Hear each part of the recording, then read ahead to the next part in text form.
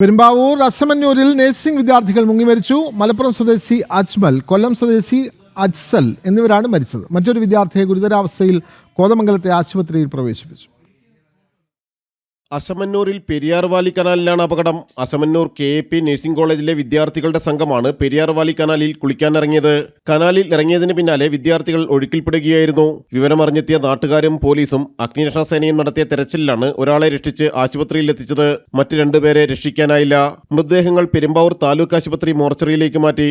ആഴവും വീതിയും കൂടിയ ഭാഗത്തായിരുന്നു അപകടം. ഈ ഭാഗത്ത് അടിയൊഴുക്കും കൂടുതലാണ്. അപകട സൂചനാ ബോർഡുകളൊന്നും സ്ഥാപിച്ചിരുന്നില്ലെന്ന് രക്ഷാപ്രവർത്തനത്തിന് എത്തിയവർ പറഞ്ഞു.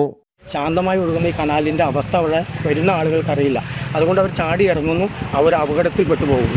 ഈ കനാൽ നിറഞ്ഞു വെള്ളം ഇതിൻ്റെ ആഴം എത്രയായിട്ട് പരിവർത്തനം എന്നുള്ളത് അവസാനം കണ്ടെത്തുന്ന ആളുകളാണ് ഇതിൻ്റെ അകത്ത് ബുദ്ധിമുട്ടും കാര്യങ്ങളും. അതുകൊണ്ട് ഈ പ്രദേശത്ത് വരുന്നവർക്ക് ഒരു ജാഗ്രത പാലിക്കണം, ഒരു ബോർഡ് വെക്കണം, അതിൽ പഞ്ചായത്തിൽ നിന്ന് ഒരു മുന്നറിയിപ്പ് കൊടുക്കണം.